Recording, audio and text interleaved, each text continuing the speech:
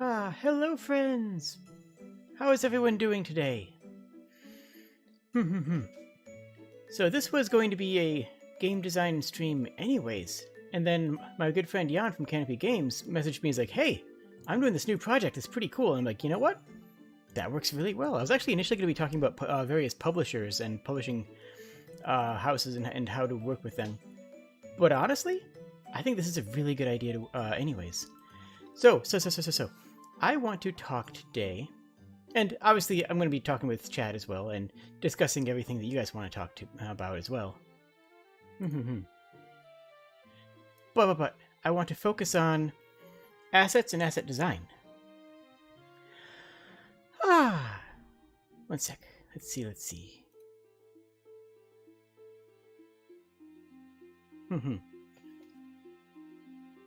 There's very few games that were cut whole cloth from a single individual, right? Like, I can only think of a couple off the top of my head, and all of those are, to be blunt, made by extraordinary individuals. I don't know about all you, but I'm not an extraordinary individual.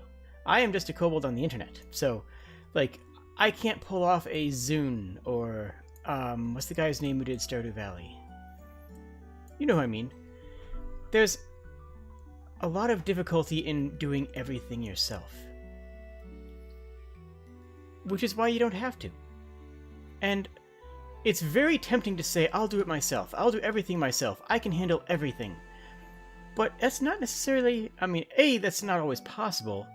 B, that's not always even a healthy mindset. Like, sometimes that's just not a healthy way of looking at the problem. And C, you can only master so many tools at a time. Does that make sense? Because as an individual, you have a limited amount of time, and this kind of goes without saying. But it's something that it's easy to overlook when you're really excited about a project. I can do all this, I can do this thing, I can do that other part, I can manage... No, you might not be able to, and that's okay. And it can be hard to rely on other people. I've been a part of a couple of failed project streams, failed project games, rather, myself. Some of them are actually known to you guys. The project with Emil that didn't go anywhere. Though that ended up being more for funny reasons than anything beyond... Well, that ended up not going anywhere because of reasons that were funny.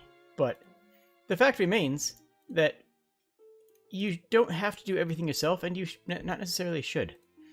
So, reason I bring this up, and there's lots of reasons to bring up lots of things, but my friends over at Canopy Games are doing a Kickstarter right now. The link's in the description.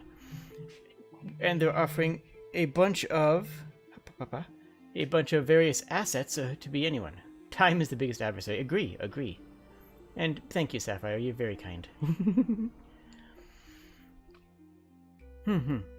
But for myself, I knew that I have a good general knowledge of enough things that outside of drawing, I probably could make a game on my own.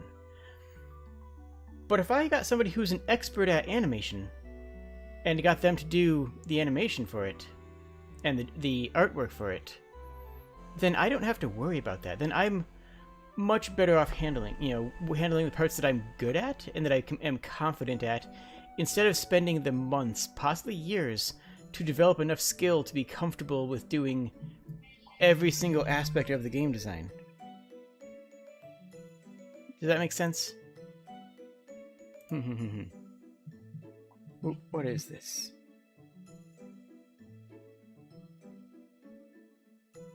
Oh,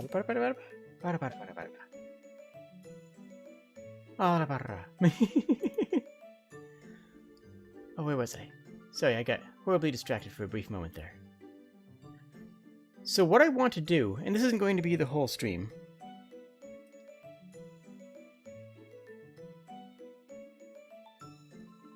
there we go. So what I want to do, and this won't be the entire stream, is I want to pull up Canopy's new project, which is going to have various assets that you can use for your projects. One of the keystones for me has always been audio. audio and sound design and audio design has always been something that I've had a lot of respect for, and that has been...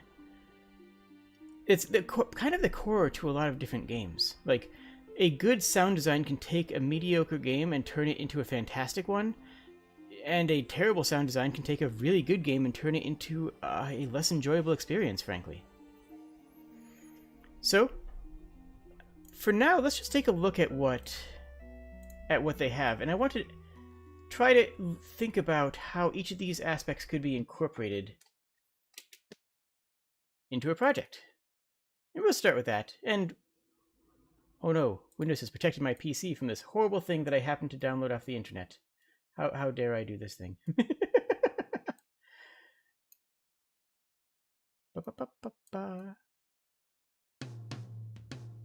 And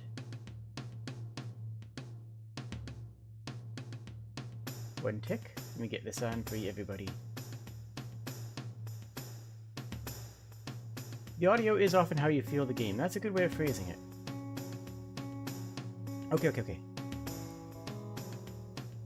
First, we'll go into the options menu. Hey, it has an options menu. An option menu exists. That's always a good sign. One sec.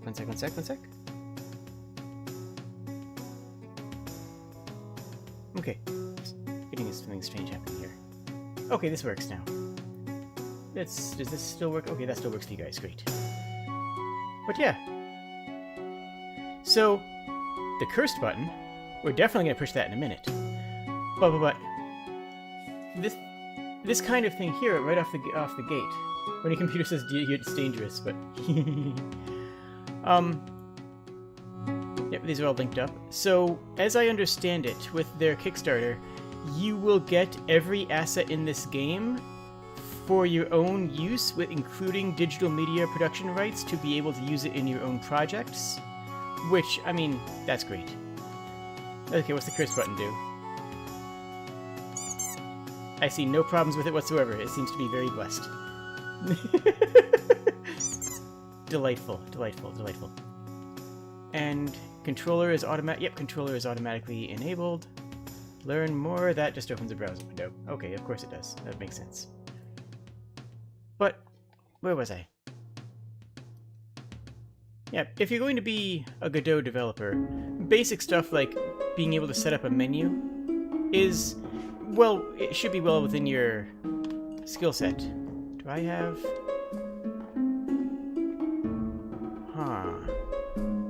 Okay, I don't have actual camera controls on the controller. Okay, I have to use mouse and keyboard. That's okay. But right out of the gate, this is all made in Godot. I just want to clarify that. This is, in fact, a very 3D game that is very much made in Godot, from conception to and design and everything else involved. And we actually have some very nice god rays coming through here. And that's actually something that I didn't know Godot could. I'm not going to do the meme of I didn't know Godot could do 3D, because, no, I get it. That's a bit tired at this point. But I genuinely didn't know that it could do this kind of god rays. Ooh. Oh, that's interesting. Strafing is not camera locked at all. Okay. They're planning on doing this really along with the tutorial in Godot 4 when that launches. But let's see what we have here. We have a chest. Let's open the chest. Okay, just a proximity entrance. Does it have any loot? Does it have a weapon? I don't think I have any weapons or loot. And I'm definitely being attacked. Okay, left mouse button, right mouse button, no. I have a dodge roll on, what letter is that bound to? E, I think you want to say? And a jump. Oh, and shift. Oh, that's a really peppy run. That's a very peppy run. Oh, actually has a tethering mechanic, so it does ignore us if we go far enough away. Good, that's good, that's good. Yeah, Godot, I agree with exactly, Ikazi. Godot is slowly becoming a powerful engine. Is it there yet? It gets closer every revision, and gets farther away every time somebody says, oh, Godot can't do XYZ. Like, every time there's a revision that updates Godot... Oh, that's gone forever. Every time there's a revision that updates Godot, Godot gets better. Markedly. Like, significantly better.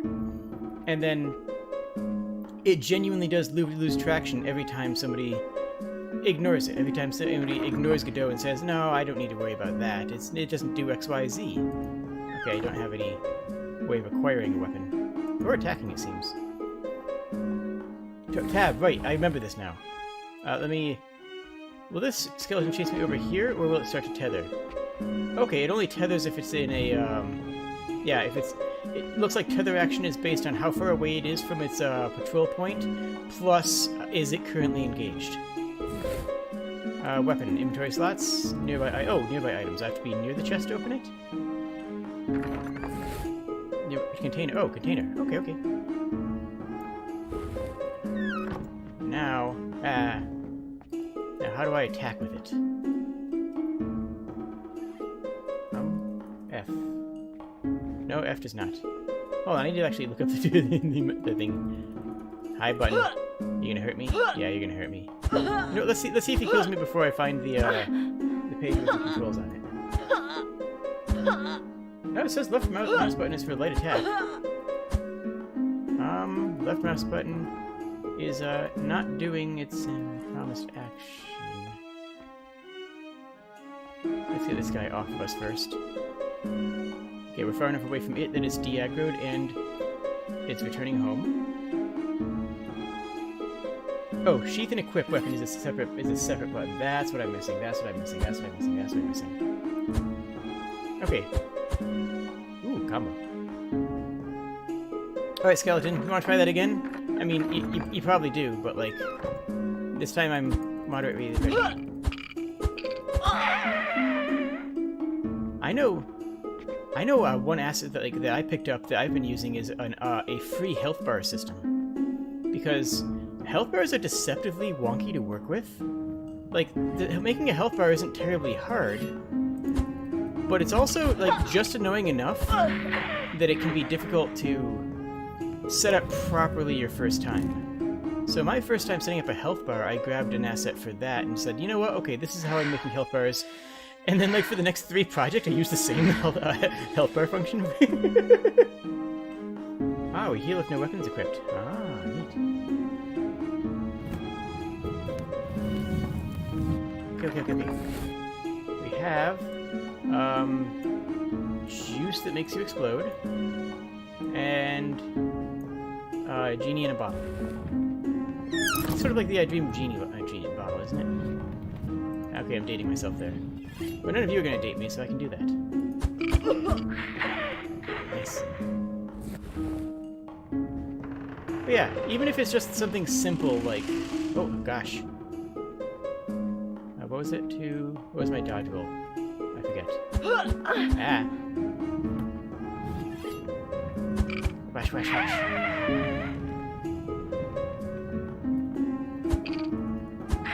There we go.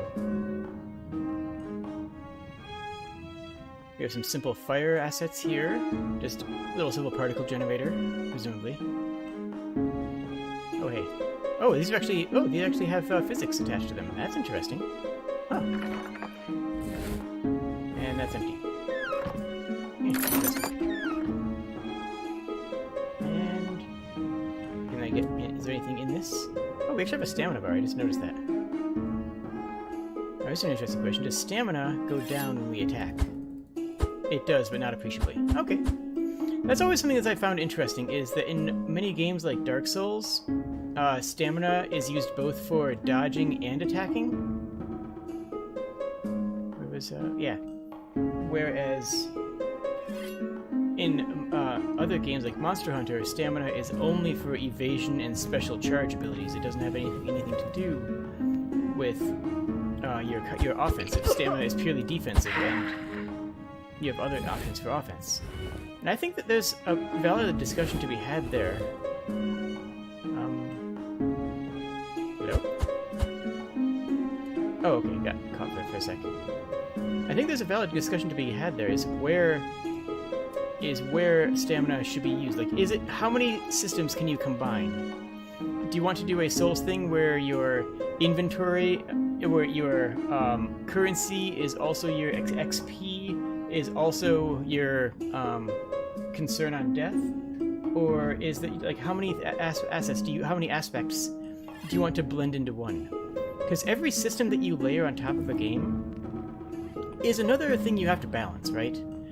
But every system that you have doing double duty, every system you have that's doing multiple things is even more so. Like, I've long said, one of my descriptions for what is a game designer when asked is a game designer is somebody who looks at a piece of cardboard and says, if this costs 3, then it'll be too powerful and it'll break the meta. But if it costs 4, then it'll be useless and no one will use it. Just repeat that statement for 6 hours while staring at a computer screen and you have a game designer. That level of balance is just, you know, kind of really important, but also, like, more difficult than a lot of people understand, and more difficult than a lot of people respect. People expect updates for free, right? Like, people expect patches and balance changes, and balance changes are not easy. That's one thing I've especially noticed on tabletop games. In nearby items. Oh, a book. Can I read it? You can take it. I have a skull. I have a skull now. So that's nice. Cannot make the book a potion. Tragic. It's especially true on tabletop games, where people think of themselves as buying the assets, as buying the physical tabletop game. People don't actually think of themselves as buying the designer's time in the same way that they do sometimes, frankly, not always, for PC games. Which leads to this mentality of, well, why aren't they making updates? There's something broken, so clearly they should fix it for this game that I spent $60 on 4 years ago, and is... it's painful. It's a lot of nearby items, and I assume that's just a proximity-based script. Oh, hover over for a tooltip. Aha! How to make people and influence friends. Practical necromantic tips to improve your own life. Delightful! Yeah. Oh, okay, yeah, so I can just toss it on the ground? Probably. Maybe. Accountancy for evil overlords. Pay rules for pretty bad people. Bad people are not guaranteed to be petty. Oh, bad people are not guaranteed to be pretty. I misread things. They might be petty. Bad people are usually petty. Yay, Bob! Golden chalice. Also, I like the font choice, although it might be a bit small for... Actually, is there a font option? Probably not in the options menu for UI scaling. Although, let's actually check something, as long as we're thinking about that. Let's check if there is any UI scaling here right now. If I Alt-Enter, will that? No. I can go into options and toggle full screen. Okay. That does make... Okay, the UI is not rescaling at the time. Yeah, Canopy Games made this. Calling it a game is a bit ambitious at this point. It's a tech demo. Like this is just a proof of concept, and what they're going to be using for their own tutorials that they're building, which is link is in the description. Fortune without a conscience. Make riches and sleep on a big bag of money or your money back. You won't get your money back. Fair!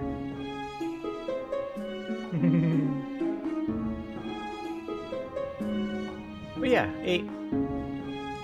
but the big thing on here, again, this is less about what this game even is. You know, this is more about what this game could be in your hands, in somebody else's hands. Like, if you don't know how to model, is this a great model? No. Honestly, it's alright. Is this like, you know, some fantastic AAA studio model? No, it ain't.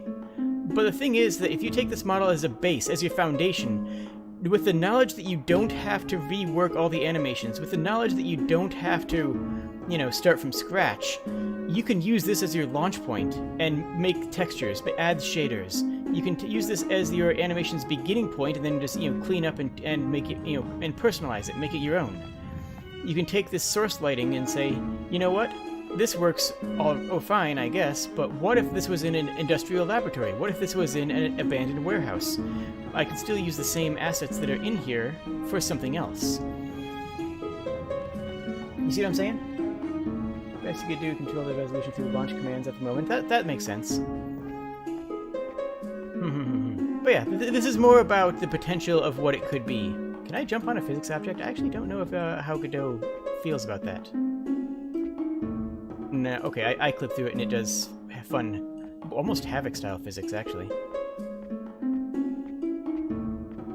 I haven't found another weapon. I mean, we probably only have one animation set, but still. Actually, are they using the same animation set as us?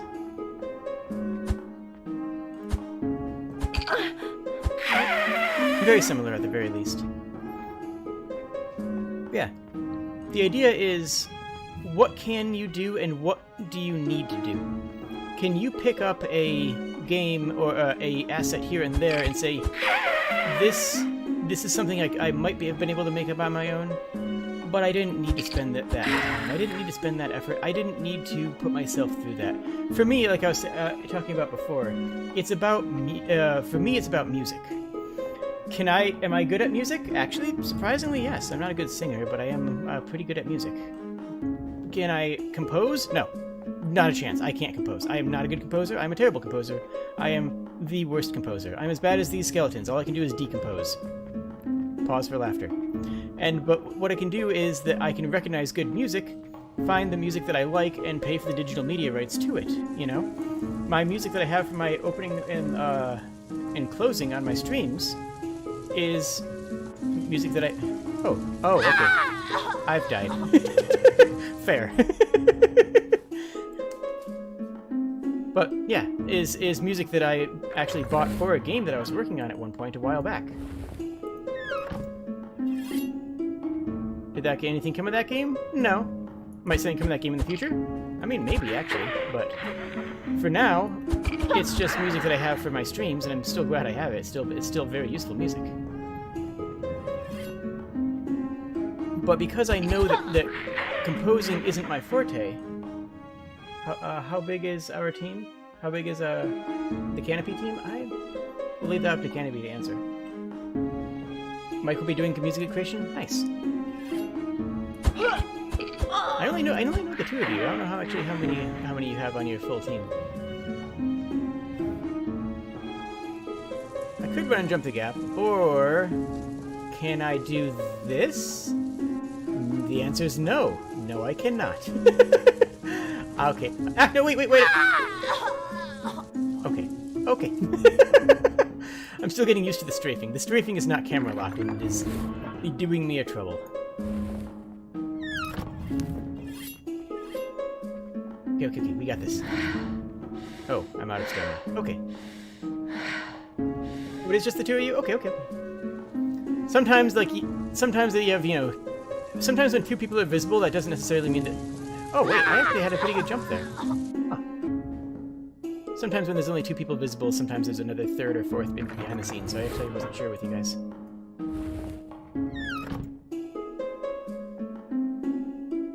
Oh! You specifically stopped me from doing the thing. Tragic. Fair, but tragic. Scaling too? Okay. Let me try this one more time. Okay, I do make it across that.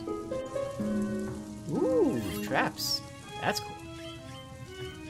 But yeah, like I was saying, for me, music is something that I... Okay, it's also proximity-based. Nice. Music is something that I know that I'm not good at, and I've accepted that fact. I've accepted the fact that I am not very good at music. And I'm okay with the fact that I'm not very good at music. And I acknowledge the fact that I need other people's assistance to make... If I want to implement music, I need someone else's music. And that's okay. There's not a thing in the world wrong with that. Ow. Because I have those resources available to me. If I need music, I can, you know, acquire it and be happy with that, and be happy with myself for that.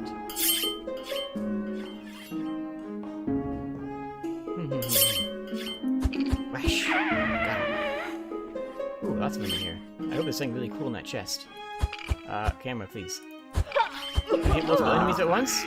Oh, okay, I can die. Maybe I'll run in and try and grab that chest really quickly, see what happens. It seems like it's reloading part of the game every time I respawn, which is interesting. It doesn't. I think it's not doing an unload I think it's just reloading. It's actually causing it to become a little choppy. Is there, how, actually, there's an interesting question that I don't know the answer to. How is Godot in regards to trash collection? Is, in terms of, like, cleaning up? That's actually something I don't. Oh well. We've confirmed that, coyote time is not implemented. Yeah, I'm curious how Godot handles garbage collection. Because I just genuinely don't know on any back-end or front-end how it does that. Ooh, concept art. Nice.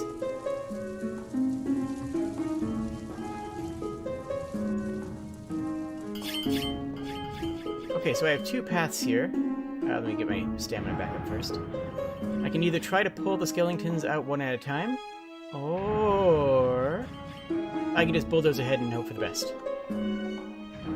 We did bulldoze last time, and it worked very poorly.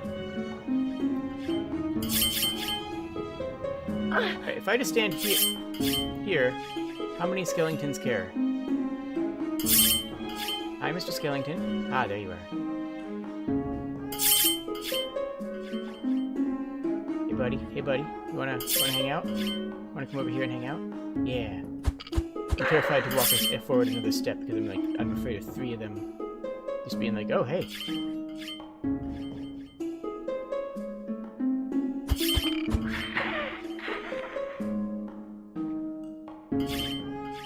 There we go. Try that green potion? Oh, okay. I will try out that. I didn't bother grabbing any of the potions.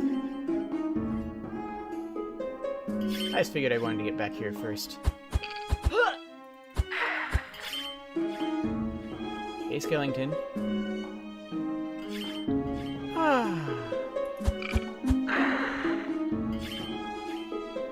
Yeah, Godot is a normal game engine.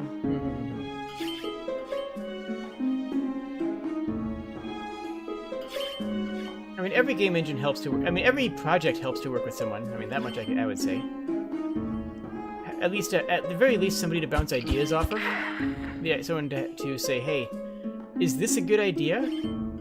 And who will give you an honest feedback, not just, you know, a placating yes, you know, yes or no based on...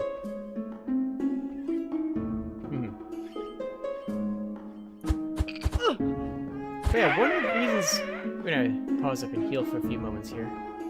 Actually, can I grab the chest from here? Oh, I guess we're fighting one more. Hey, buddy.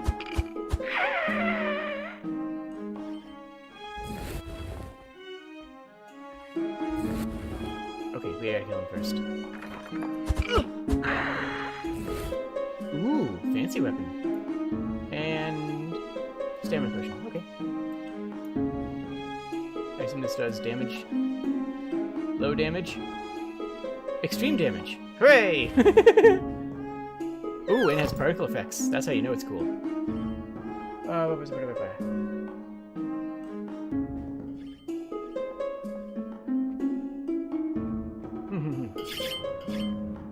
Oh gosh, can I go through this backwards? Is that even an option? Wait a minute.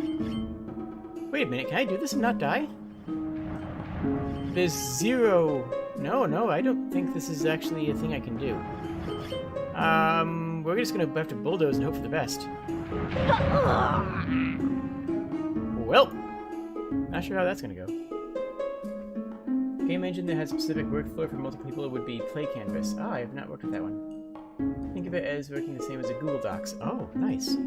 Yeah, regardless of what game engine you use, you will need some form of Git. You will need some form of Git to be able to help make sure that everybody on your project can code together. There's probably other options that will work just as well, but that's the one that I and many others are very familiar with. I am a shop. Neat. But yeah, if you're working on a project, whether it's a solo project or you have a dozen other people involved, don't be afraid to grab a couple of assets to fill in gaps, to fill in holes in your team's skills. If you have an excellent 3D artist but no animator, buy some stock animations. getting stuck occasionally when I... There we go.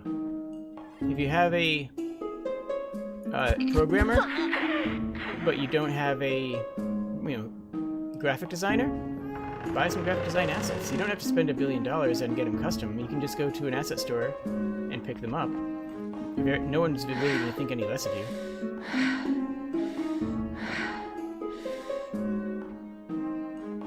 There's a lever to dodge? Probably.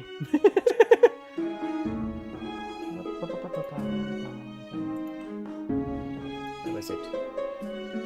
Oh, C or B. Okay. We're not going to be playing this the whole stream. I just wanted to show it off. Oh, okay. I'm just using this as a launching point to talk about stuff, really. That's really what I'm doing here.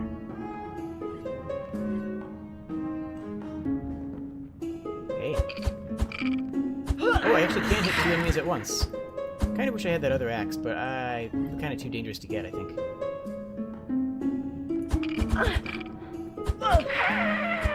Ooh, took a lot of damage. But yeah, do you guys follow what I'm saying about that kind of stuff? Like, do you guys agree? Disagree? I'm curious about your guys' thoughts. If you turn down the difficulty, there will be less skellies in the way. That's actually an interesting discussion point, is how do you define difficulty? Heck, that's an entirely separate discussion that would be good to have. Is difficulty the number of enemies, their HP, or what should a difficulty be in a game? Because, like, at a basic level, difficulty is,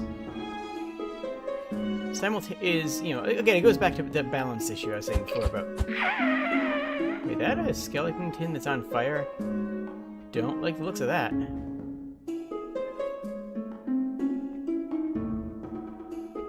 Whoosh, whoosh, whoosh. Okay, we're gonna have to deal with that in a moment.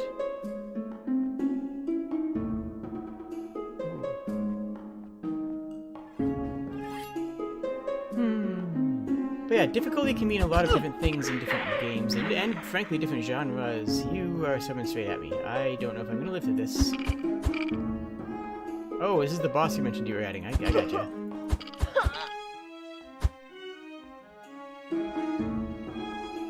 How am I... There we go.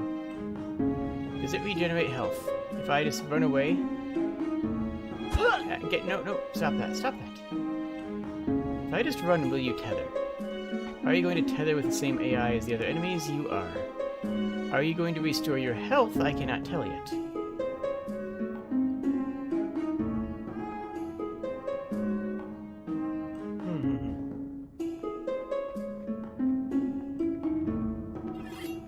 You be a sword sponge. Well, if he didn't regen health, then we've got this in the bag. He did not regen health, so that means it just takes time.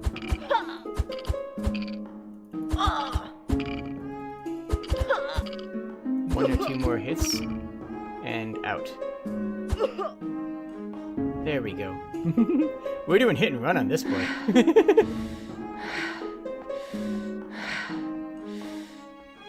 Yeah, he tethers, but he does not restore health, which gives me an answer. But yeah, what difficulty should be is a really interesting discussion, and I think it changes from game to game.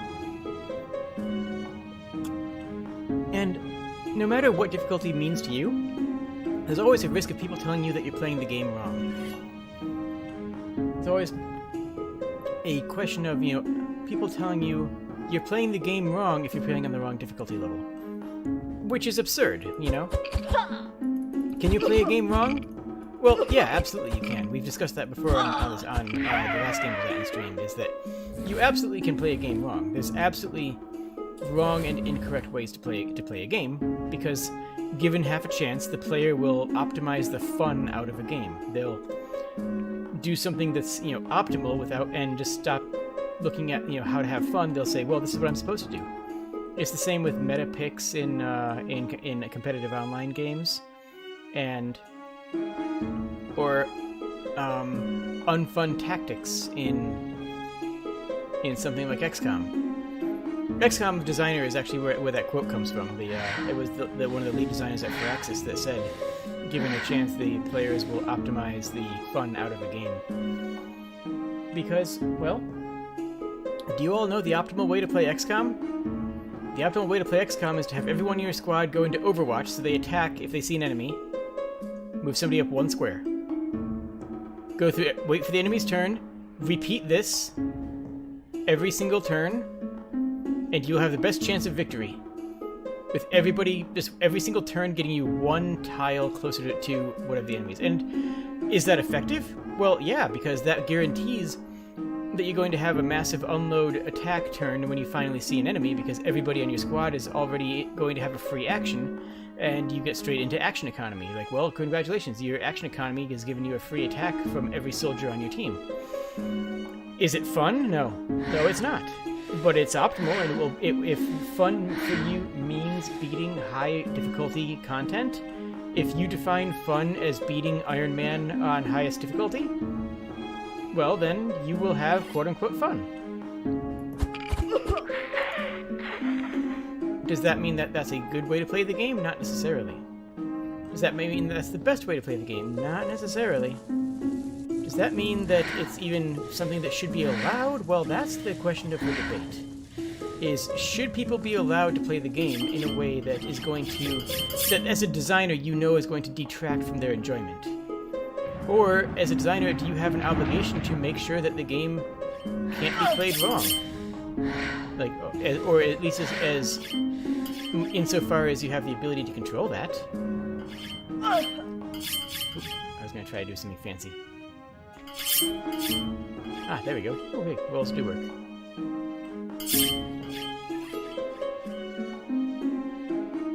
So it's not an easy question, right? Like that's a pretty complicated question if you come down to it.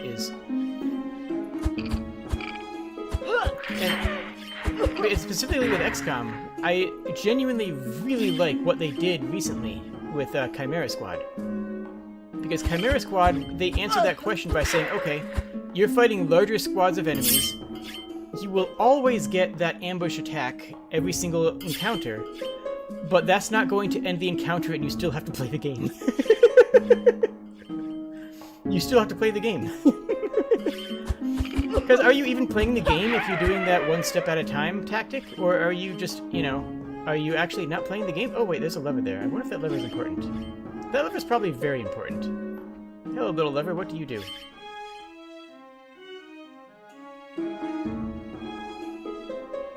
Well, that solves that problem.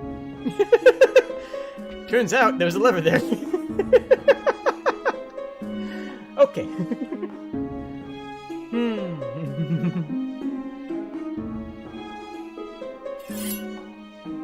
And I will play Chimera Squad on the stream at some point. I'm not sure when. It'll probably be after...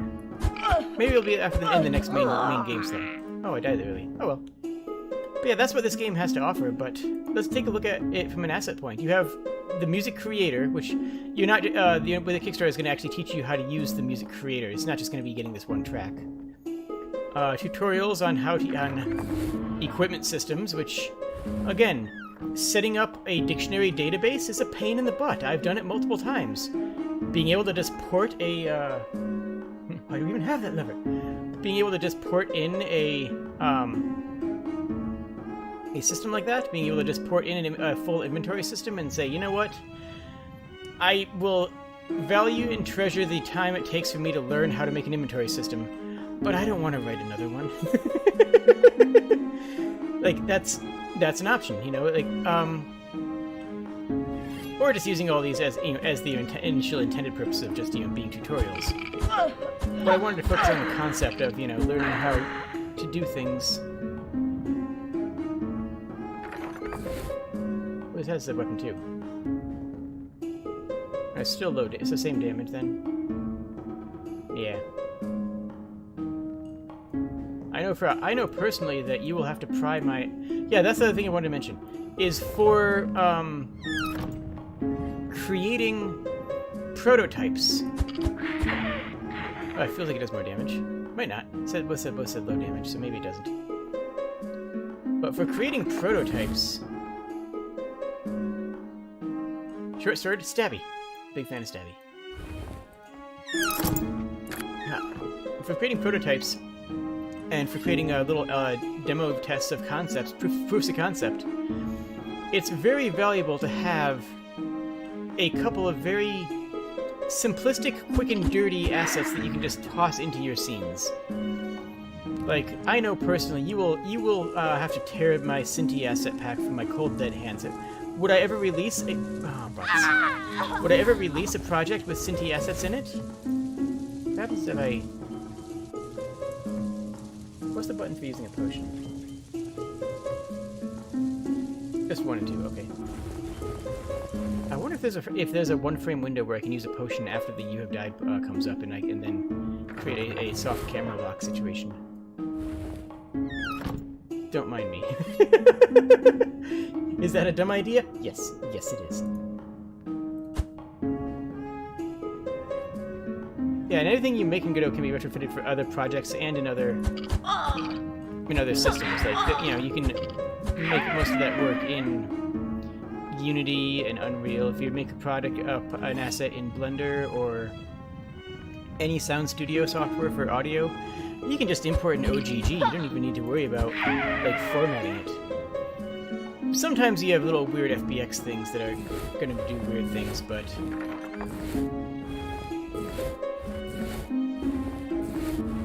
wait a minute. What's being? Is the loot randomized? Hold up.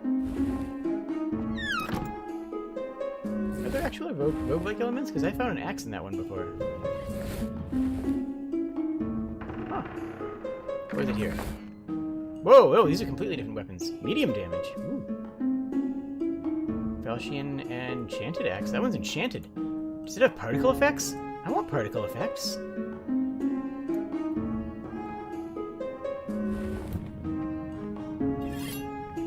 Oh, no. No particles.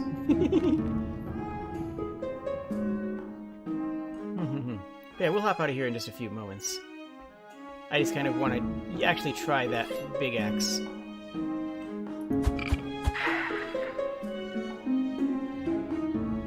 But yeah, if you want to do rapid prototyping, if you want to say, hey, I want to test something out, and not be restricted into and not get locked into on a 3-week project. If I just want to test a concept, or if you're doing a game jam, I mean, some game jams will allow you to use prefab assets as long as you acknowledge that you're doing so.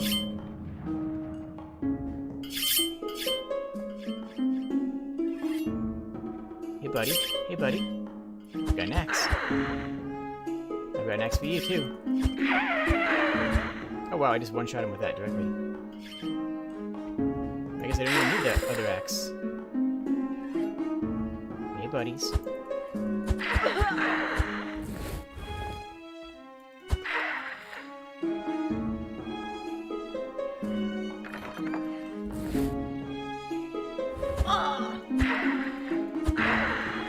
Nice, I just cleared out all of them in one hit. Extreme damage. And particle effects. Particle effects, I mean, let's be honest, particle effects makes you money. Especially if you're working in the mobile industry, all you need to make a good mobile game is the right particle effects. Some good PNGs and some good particle effects, and you've got a good gacha game.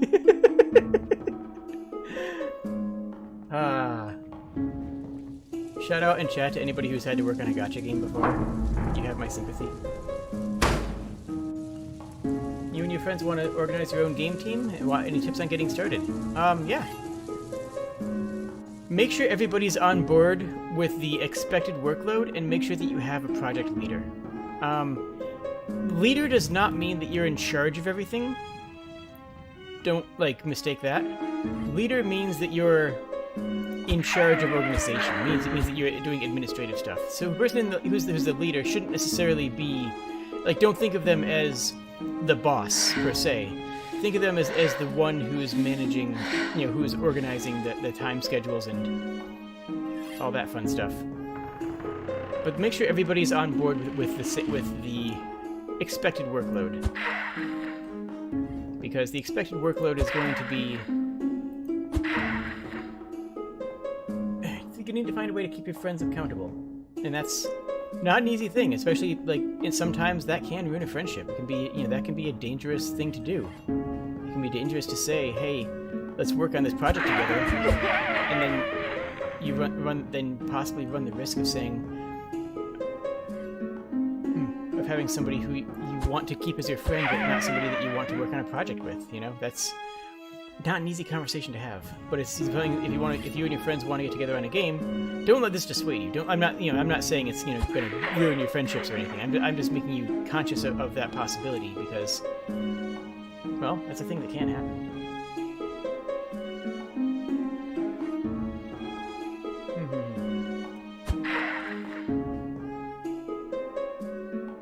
But yeah, making sure that everybody's on board for the workload, and then distributing the workload.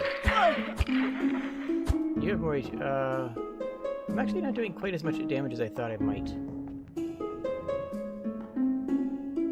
Let's just heal up for a moment, and then I think we'll basically be done with what we have here, and we can just chat in the cave.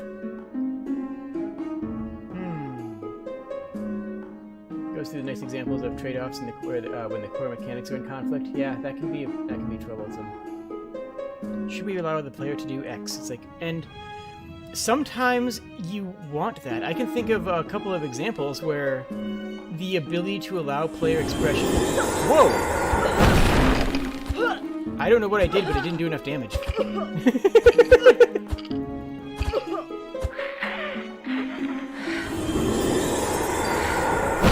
Cool! Okay, that's cool as heck. I didn't realize that was a thing I could do. I thought it was going to be the same strong attack. Nice.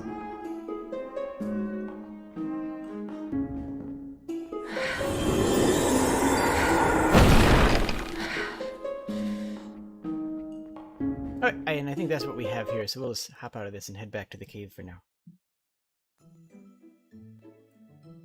There we go, there we go. Let me put chat in an easier place to look at. But yeah, if you want to start a project with your friends, make sure that they're on. Make sure that they're on board with the project. Make sure that you can work together. Like, maybe even do a small project beforehand. Try considering, at the very least, doing a game jam together first. Like, go with them and say, "Hey, let's make a game jam game," and we have 1 weekend where we have to work together. Just look up for a game jam in that time frame and be like, hey, let's do this together. It doesn't have to be good, but we're going to submit something. We're going to just create a thing. We're just going to make a thing and put it out there. Okay, guys? Let's do this. Keep it chipper, keep it upbeat, keep it organized, and go for it.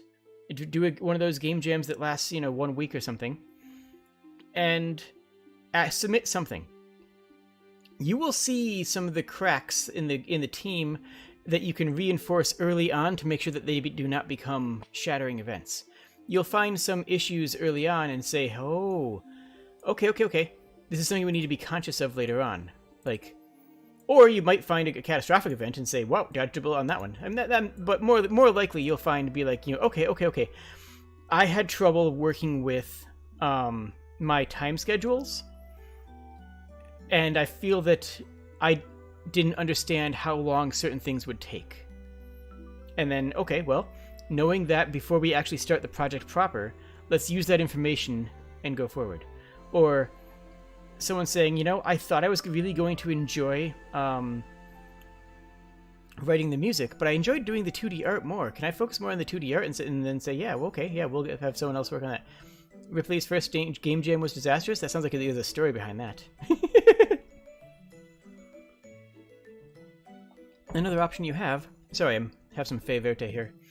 Another option that you have is Shadow Jam. When you don't actually join the game jam proper, but you commit to the same timetable and schedule as the people in the game jam. That's actually fairly common. You'd be surprised, but that's actually fairly common. For people to say, I'm not going to be a part of the game jam, but I'm going to work on my own project. Sorry for Discord, sounds great. But I'm going to work on my own project alongside this taking place. While the game jam is going on, I'm going to make my own thing. I can think of 3 different projects that were made during the Go Godot game jam that were not submitted, one of which really, really should have been, because it was really good. But they didn't want to have the pressure of actually being a part of it. They weren't confident in their skills. They didn't really feel comfortable, and I respect that. Oh, I forgot to put this on. I forgot to put this on beforehand. And that was a shame. Like, you know, that they didn't, but at the same time, they did something that was in their comfort zone.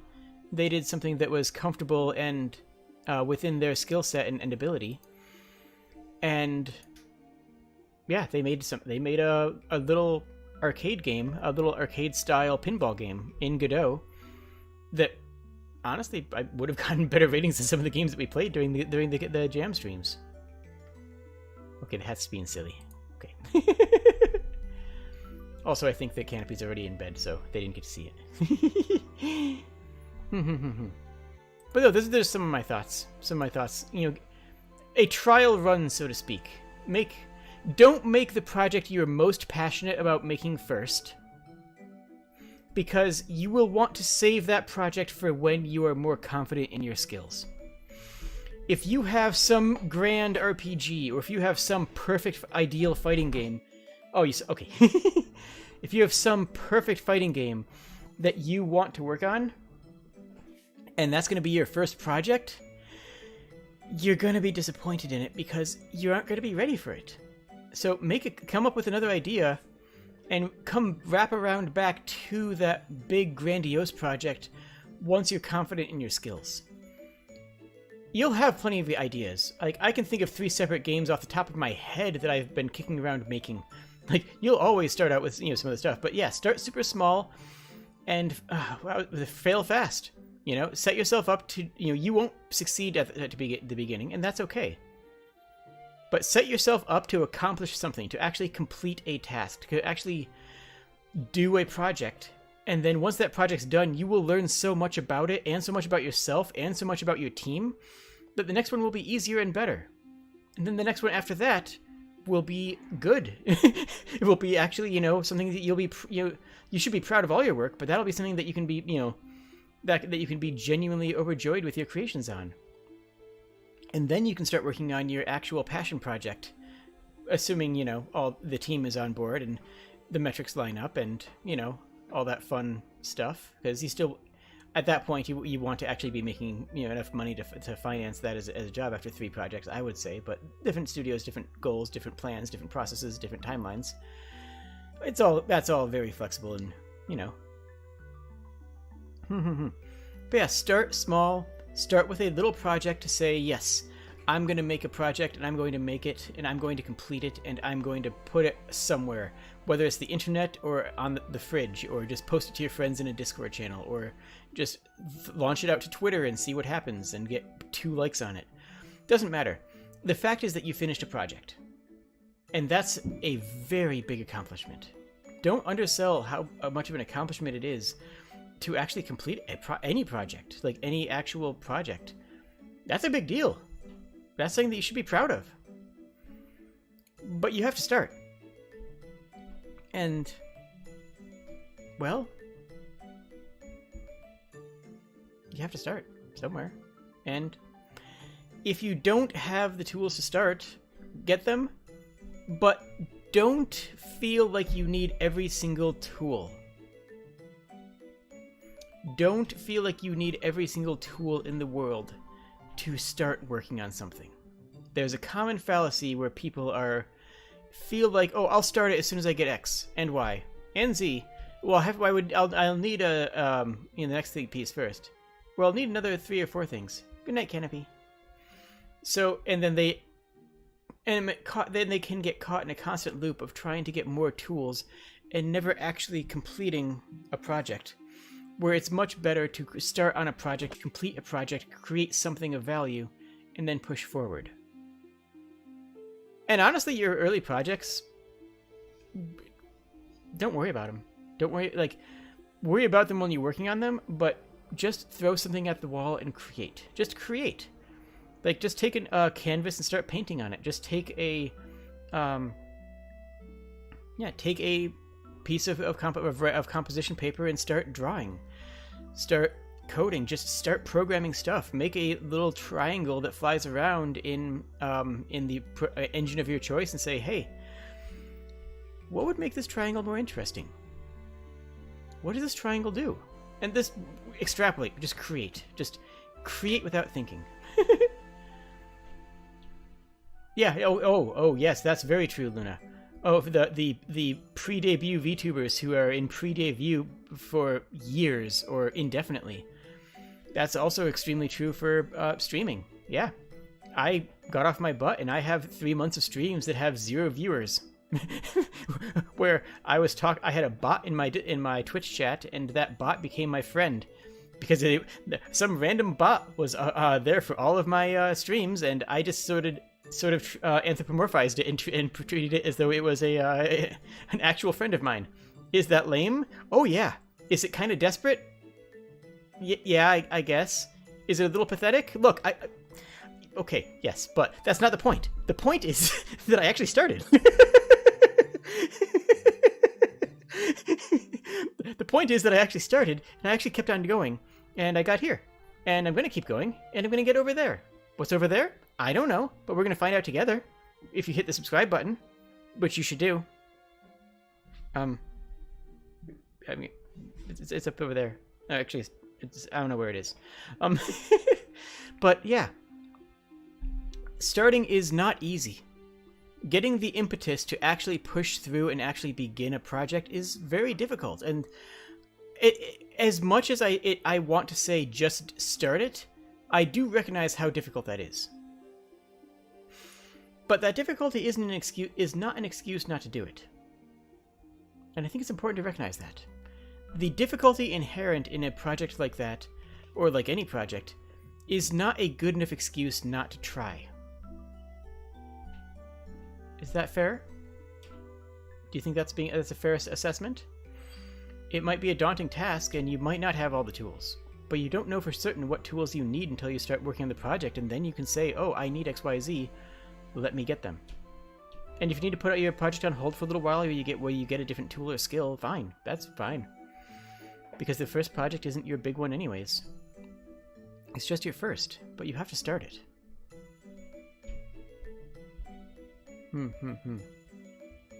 So, yeah. What does it mean to start? Well, it just means going. It just means starting out with something that you have and beginning the creation process. It's not easy. It'll never be easy. But it'll be worth it. Even if it doesn't, become your job, or you end up not being as passionate about it as you thought, then you know, and that information and that knowledge itself is worth a lot, right?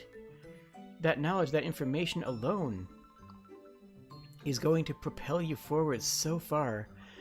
And if you find that it is something that you are passionate about, if you find that it is something that you love, imagine how much of your life you spent not doing that. Imagine how much more of your life you could spend not doing that if you don't start.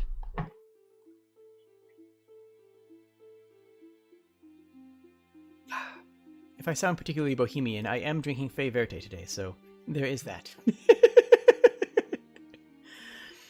And we watched Moulin Rouge in Discord last night, so I am in a proper bohemian mindset right now. Truth, beauty, and love. But it's true. As self-helpy and as obvious as that sounds, it's super true, though, mate. It's just the most true thing you can do. And yeah, find support networks. Actually, I know that you didn't mean it as such, Luna. I know that you're saying that because just genuinely to help, but that you bring up a very good point. Find a support network or have a support network in place for you. Whether it's a simple Stack Exchange thread that you can dump ideas to, whether it's a Discord of people that will give you honest feedback, whether it's a dog that you can explain your ideas to and who will love you unflinchingly forever. Have something that you can talk to about your ideas, something that you can go to when you're feeling down, and it will give you both prompts and respect. And you don't want somebody who's you don't necessarily want to have an unparents, unbridled affection. You don't want someone who's just going to say, "Oh, it's okay, you can do it, champ," because that doesn't help. You need somebody who's willing to give you actual, genuine feedback about your project. You need somebody who's willing to say, well, okay, I like this and I don't like this. That's good, valid, you know, that's something that's important, is to have that support, have that feedback, have people who can work with you, you know, and just listen. And again, sometimes that can just be a dog. Sometimes that can be a little soft, stress-relieving ball that's shaped like a unicorn that you keep on your desk. Like this thing right here. I don't have a picture of it, so I can't show it to you guys, but I have a small stress ball unicorn that I explain my code to. You'd be surprised how common that is. It's actually extraordinarily common to explain your programming, to explain your code to an inanimate object. There's a name for it. I forget what rubber duck. Yes, rubber duck decoding, debugging. When you just talk to a rubber duck or an object like that, and talk through your problems on your programming, and well, turns out that really does help.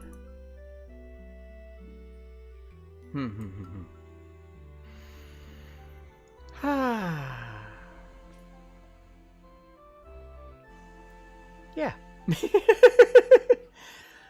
But no, get working on things, and use that impetus, use that momentum to get into your next project. Once you complete a project, don't fall back and say, "Welp, I'm good forever now." That's not actually going to be a good solution for you. That's not actually going to give you the momentum. If you did it and you were proud of it and you loved it and you enjoyed the process of it, push into the next one. Push into the next one. Give yourself a schedule if that helps. That helped me streaming. I mean, I've missed one streaming day in the past 9 months. Yeah, no, that's correct. I've missed one streaming day because I was dead. And now that I'm not dead, I'm streaming again. I actually streamed one of the days that I was dead. It was a bad idea. Don't recommend it. But yeah. It's like that just do it meme, right? There's a part of that. There's a genuine part of that there. And don't be afraid to ask for help. Don't be afraid to ask for help, to find someone who can fill the gaps in your skill or in your path. I didn't make this avatar myself. I can't draw. I mean, I'm a notoriously bad artist. Like, you guys have seen me on, you know, on like my drawing streams. Like, you guys can validate that I'm not a great artist. And getting the feedback of, "Oh no, it's okay. You can become better if you want to be." That's not actually helpful, because I've accepted that. I've accepted that I'm not a great artist. I'm okay with the fact that I'm not a great artist. In fact, I've kind of embraced it in a way, which might actually not be healthy, but I've sort of just accepted and embraced the fact that, you know what, I'm not a fantastic artist, and I don't have to be, because I need to be a good programmer. I need to be a good actor. I need to be a good improv comedian. I need to be a good, you know, whatever it is that I'm doing, whatever my current project is, I need to be good at that. And if I'm not a good artist, that's okay, because I have resources, I have people, I have, you know, ways of circumventing that.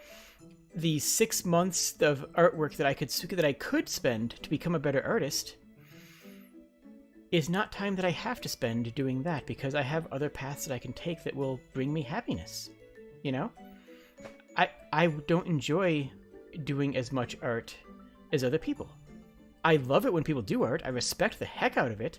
I salute every artist, and I cherish every fan art that I've gotten. All of it. Even the dumb meme fan art that people send me as jokes. It's like, this is still going in my fan art folder. I still love it. And yes, I've gotten dumb meme fan art before. And I cherish it. Because I respect artwork and all the hard work that goes into doing art. But I accept my limitations and make it not a limitation. Me not being good at art is no longer a limitation for me. Seriously. Me being bad at art is not a limitation that I have, because I've accepted it and moved past it and found ways of working through it. I can make a project, and if I'm making a programming project, I'll hire someone else to do the artwork. I will license the music. And then, you know what? The time and effort I could spend on learning to draw, the time and effort I would spend on learning to compose, I can spend becoming better at the part that I'm already okay at. The time it would take for me to learn an entirely new skill is time that I can refine myself for the skills that I know I'm already good at, and I can become excellent at them. I can become better at them. I can become stronger at them. And I think that it's very easy to underestimate that, right? Like, it's very easy to say, no, I can do it all myself. I can spread myself thin. I can do a little bit of everything. And like, yeah, you can, but how much better would it be if you did a couple things very well? How much different would it be if you could just do the things that you're best at and reach a point of extraordinary skill? And have somebody else on your team reach a point of extraordinary skill with themselves and their own parts of it. And both of you work together.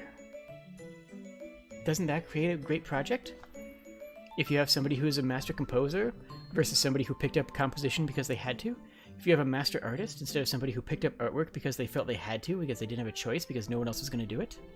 Which one's going to make better artwork? The artist is, right? Well, the same's true with programmers. The same's true with actors and voice actors, and the same's true with, pretty much every part of the creative process. An expert's going to do well, and making yourself into an expert on a subject is, well, a very powerful goal, right? Like that will make you immeasurably powerful. You will become incredibly strong, and I don't think that can be underestimated. Even though everybody wants to make their own project. Everybody wants to be Zune. Everybody wants to be Toby Fox. Everybody wants to be I'm blanking. Darren Korb, that's what I'm thinking of. Everyone wants to be Darren Korb. And yeah, same. I do too. I want to be all of those people. I want to be Zune. I want to be Darren Korb. I want to be, Toby Fox. But I'm not, and that's okay. And,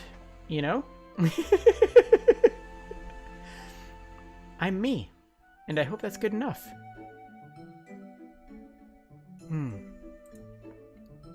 I think that's sort of been my mantra with going into VTubing as well. I'm just me. And I hope that's good enough. And, well, so far, it has been.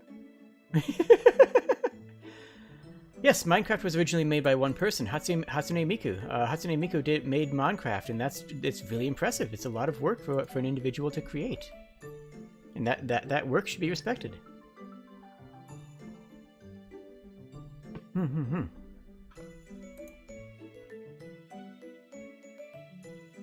Yes, Toby Fox got some art asset help for Undertale. That's about it, though. I think it was pretty much just the artwork that I think that he did. I know he did all the scripting himself, and people who have seen the back end of Undertale and like the under the hood of the scripting have said that the scripting is comically bad. Like, it works, but it's just like the scene control scripting is just like the absolute worst.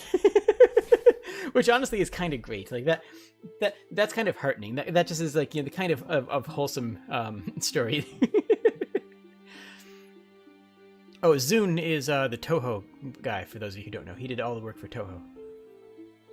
Yeah, it's amazing. Hatsune Miku made Minecraft and wrote Harry Potter. It's really impressive. Yeah, Temmie, that's correct. Temmie was the one who helped with the art assets in Undertale. But yeah, Zune did a lot of work with just his own work with all of Toho. Just the first 8 Toho games were solo projects or something. And his passion is a composer. That's the thing about, just to round this back out. Zune's passion is as a composer. And it shows, right? Have you heard Toho music? It's phenomenal. And the fact that they are a composer first makes sense. And eventually they did decide that, they want to focus more on composition than, and, well, it's great and I love it. And then one person who designed war. Yeah, okay, yeah.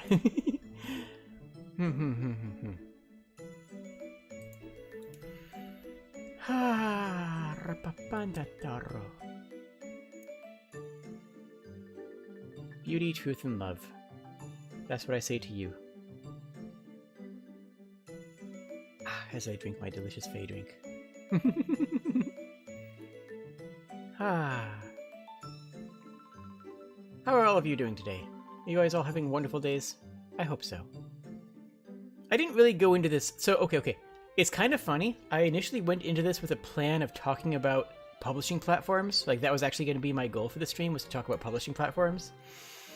And, like, I had an entire stream planned about talking about how Epic Game Store has a different mentality than Steam, and how Good Old Games, how GOG acts nothing like the other platforms. The GOG Galaxy is so different from the other available platforms, and it's like I had an entire stream plan about that. Then, quite literally, what time was it? What time did he mention? Did he poke me about it? It was within the past 24 hours. Yeah, yesterday at 3:20, Jan from Canopy Games messaged me. He's like, "Hey, Mr. Kobold." It's like, oh, what's up? and told me about this project that he was working on. It's like, that's awesome. So like, oh yeah, no, I have a game design stream planned for tomorrow. I can pivot. We can do this. I'll definitely make a publishing stream at some point. Like, yeah. I intend on doing that. That'll be a thing in the future. When am I going to organize all of my trusty followers and make a Kobold game? That's an interesting idea. Ow. I know Kobold Garden is functionally dead in the water, which makes me sad. But, I have thought about getting some people together to do...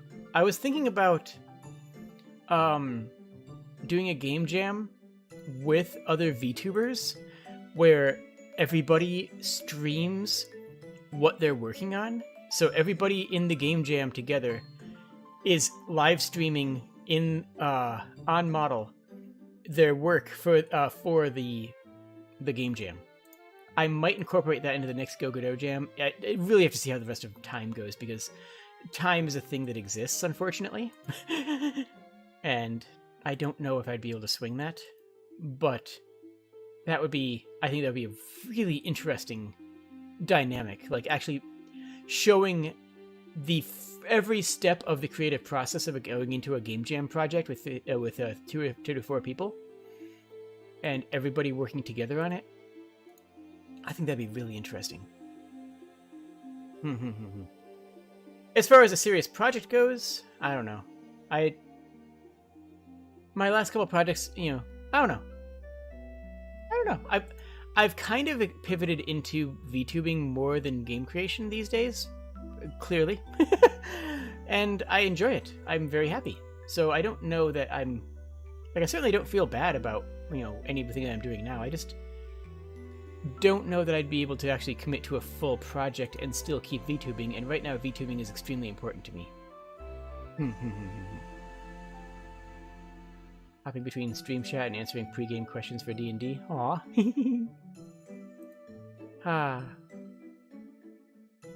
I do think a D&D campaign with other VTubers would be a really good event. Really a very good time. I don't want to organize it. Is my only problem. It's like, I know that if I'm not organizing it, it might not exist. But I tried to organize one before and it didn't work, just because scheduling. The scheduling is the hardest boss in D&D. And yeah.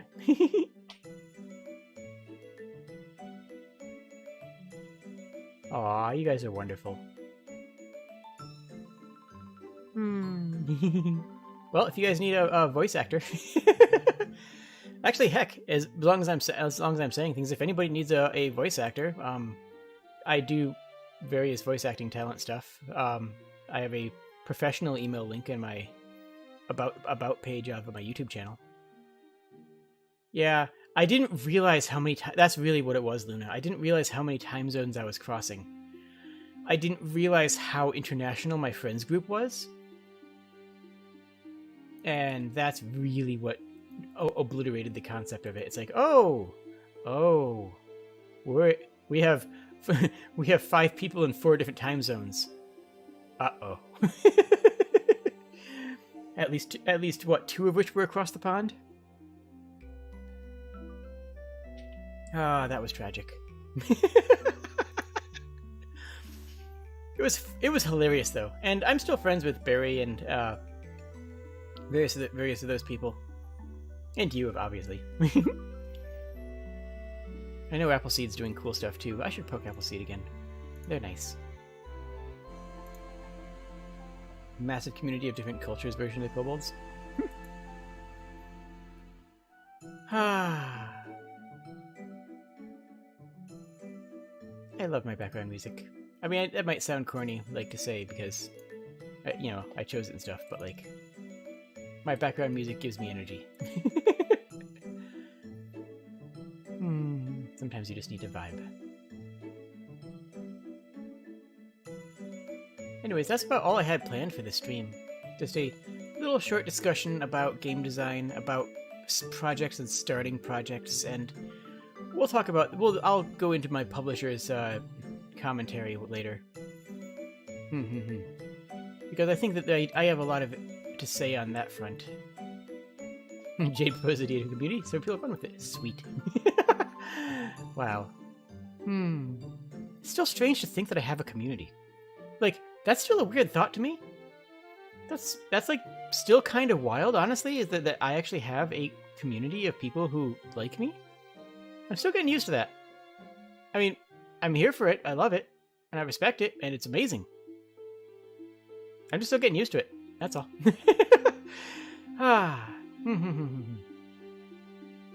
And speaking of which, if you know anybody who might want to join this community, you should link them some of my videos, because YouTube has not been doing that lately, and I would appreciate it. I love YouTube, but YouTube is a better platform for me than Twitch. For me. For my style of streaming, with my fairly episodic style, that is less dependent on having active viewers and that works very well with creating stuff for people to watch at any time as opposed to only focusing on live viewers. YouTube is a better fit for me than Twitch. But YouTube has some concerns. Like,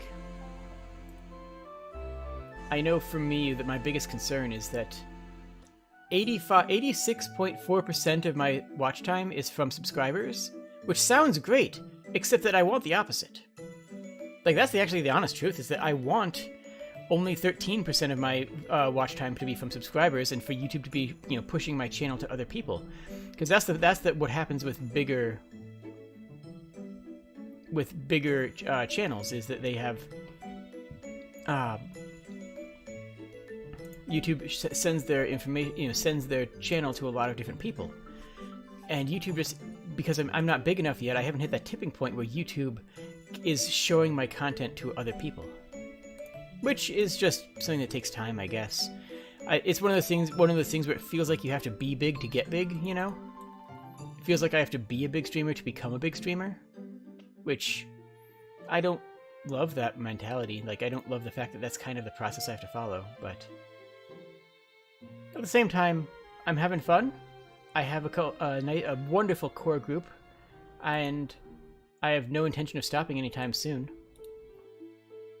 I mean, yeah. So I'm not worried about anything. I don't know, YouTube's a weird beast, and I'm just doing my best to tame it. Plus, there's also, like, this weird fact that the majority of my viewers are online at, like, 3 p.m., and it's like, that would technically be the best time for me to actually stream, but that doesn't work with my schedule. I mean, it could work with my schedule, but it doesn't. I don't know. I like my streaming schedule. I'm just kind of... You know what? This is turning into a channel... has long since turned into a channel update stream, so we're just going to flow with that for now, unless anyone else has any game design questions. This is a channel update stream. Part of the stream. Hmm. Ba, ba, ba, ba, ba, ba, ba, ba, ba. Oh yeah, I've been doing the meme review every other week. This next one is going to be delayed. It's going to be not next week. It's not going to be the 19th. It's going to be the 26th instead, because my guest has had a scheduling conflict. So on the 26th, we're going to have the wholesome meme review, and that's going to be a big deal for multiple reasons, many of which I can't actually say yet.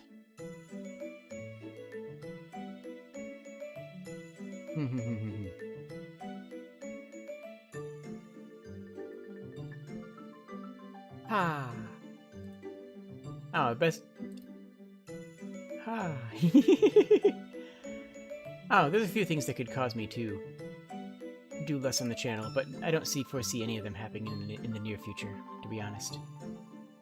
Best case scenario. Well, no, I don't need it. I'm not going to talk about that here. But yeah, the wholesome meme review is going to be huge and awesome and exciting. And everyone should look forward to that. That's about... Do I have any other channel update stuff as long as I'm on that topic?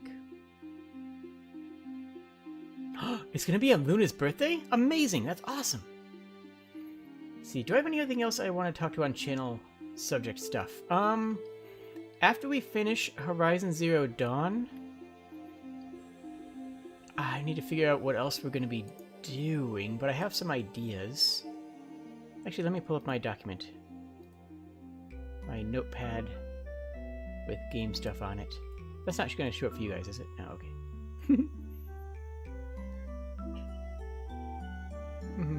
I have a lot of ideas for things that are things.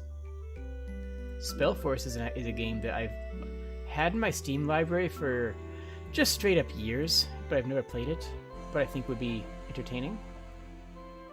I think The Witcher is going to be one of the next games, because I've never actually played The Witcher, but I've read all the books, so I can actually add a lot of commentary to the game and the world and information about it. But I don't have any information about the games, which I know would have diverged significantly from the book series. And Chimera Squad. Yeah, Chimera Squad is probably going to be right up there on one of the next games. Plus, there's a new game called A Plague Tale, which is supposed to be a narrative stealth game, and it's like, those are two words that I like in my game titles. So I'll probably do that. And yes, in October, I am planning on streaming Alien Isolation, and I will cry. So, some people want that. I don't know. I'm kind of worried about it. Like, I don't know. It's going to be scary. Gosh, Soma was really tough for me to get through. Soma was really hard. Like, I enjoyed it. I enjoyed everything that they were showing with it and the narrative of the game, but it was a really difficult game. Like, just scary. I enjoyed it, though. I think that's about all I have for it tonight, though. So, we will call it here. And we'll retire to Discord, where I'm going to be doing a little bit of farming in Bloodstained, Ritual of the Night, before the next stream for that, which is going to be on Saturday. So if you want to come by and hang out for a bit, feel free. And make sure you rate, comment, subscribe. There's a donation link there. It's been hanging out. And thank you all for joining. I hope you all have a wonderful evening. Cheers.